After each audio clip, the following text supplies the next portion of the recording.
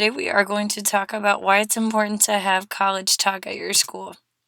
So these are just some quick facts that I shared with my students, just about first building into them the importance of like why you would even want to consider going to college. So just that you're going to grow basically more than just as a learner, you'd grow as a person. You get an opportunity to see lots of different people. You get an opportunity to figure out what you want to do and also to follow whatever your career goals. And it's a great source of accomplishment. So these are some facts again that I share with my high school students. Just talking with them, especially if they're on the fence, that college graduates earn more money. So a stat that I really like to highlight is the high school graduate makes around $1.5 million per year, or sorry, per year, per lifetime, while the bachelor's degree makes almost $1.2 million more than that. So you can talk to them about how it is an investment, but it will come back. Their return on investment is great. Also, college means that you would be less likely to experience unemployment. So, if we're looking again at our high school graduates, they experience about 5.6% of high school graduates experience unemployment at some point in their life, whereas those that hold bachelor's degree or even associate's degrees are almost 2% less, which is quite a bit.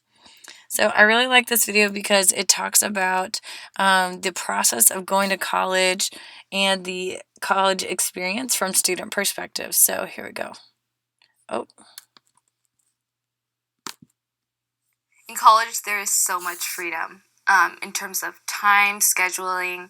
You're not only choosing your own schedule, but you're choosing what classes you want to take, what classes you don't want to take. Around the time of freshman orientation, we were given these booklets with hundreds of courses that you could take from dozens of different departments and programs. And I thought it would be a good idea to just grab a highlighter and go through every single page and mark up every class that sounded remotely interesting. And at the end of this, when I got to the end of the book, I probably had about 60 courses highlighted. Concept of the cosmos, sociology of the school, race in America, U.S. education. The cool thing about college is that at any given point in any given day, you're going to run into a really amazing person who's going to blow your mind about something that you haven't thought about. The support system is amazing. All the kids here are so passionate and they're so into their learning. I think that's what I find different than high school. I'm not the one that's pushing and everybody else is just satisfied with doing what they need to graduate. The students actually want to be there. that's a big difference in high school to college. Everybody's really friendly. There's not as much cliques. Everybody's just cool, nice. You can talk to anyone. That's the best thing about college. Just being exposed to new ideas, new people, new cultures, it's completely mind-changing. So I work 3 jobs. I work at the admissions office, I work for my cultural center, and I work at my residential college. And I studied abroad twice, once in Madrid and once in London. And I've had 2 internships, one in Minneapolis and one in Alaska. And over the course of all these experiences, there have been several instances where I'm just like, I cannot believe how radically different my life is now than it was before. Because it's fun to look at Shakespeare when you're actually in London, or it's fun to be able to dream something and then work for it and then see it happen. I cannot believe every day I'm so surprised by how much I have grown since I was in high school. When I was in high school and I was looking at colleges, I had no idea how I was going to fare. I didn't know how I was going to succeed. It seemed like this big thing so far away that everyone else was in on except for me. I've really found myself, and I know who I am, and I'm just so excited by continuing this intellectual journey. It's just something that's very exciting to me. It basically has allowed me to dream much bigger, and not only dream much bigger, but also realize that those dreams are very possible as well. so again, I really just like that video because it talks about the experience of going to college from a student perspective. Unfortunately, while that video showed a wide variety and diversity in student population in college, there's still a lot of gaps. So this is the part where we are trying to call educators to action and explain why this is such a big deal to increase the college talk at your school.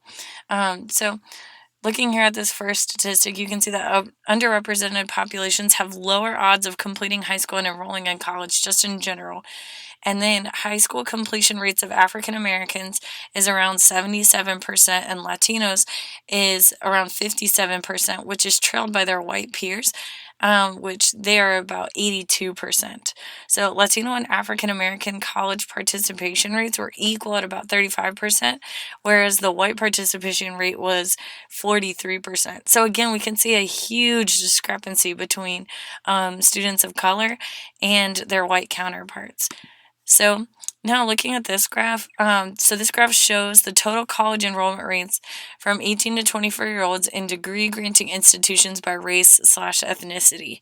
So if we're looking here, you can see that Asian students tend to be on the upper echelon of college enrollments, and then followed closely by white students and Pacific Islanders after they had a point where they were able to identify their ethnicity on the survey. And so you can see that biracial and Pacific Islander was an option that was added later. So white students still end up doing fairly well, and you can see a overall trend in increase. And then you see Black students who enroll in degree granting institutions, and Hispanics are amongst the lowest, along with American Indian and Alaskan Natives. So now I really like this graph because it talks about the differences between 2003 and 2013. So you can see in college enrollment rates, and you can also see it broken down by sex. So white students, you can see the college enrollment rates have remained relatively the same, and you can see that there has been a huge increase for Black and Hispanic students. Hispanic or probably Latino is in there as well, unless the Latino students identify as white or Black. But you can see that there is a huge increase for Black students and Hispanic students, but nonetheless, there's still a gap, and so we are moving in the right direction, yet we still need to continue to persist on so that we can eliminate this gap once and for all. And then this graph here talks about the percentage of high school completers who enroll in a 2 or 4-year college or university by the October immediately following their high school completion. So we know that this is an important number to track because, as most of us have heard or have read, that it's much harder for students to attend college once they've taken time off. So keeping track of this statistic is particularly important. So you can see right now that Asian students do much better overall than any other race or ethnicity. And we have white students coming in still above the average, which is the black line.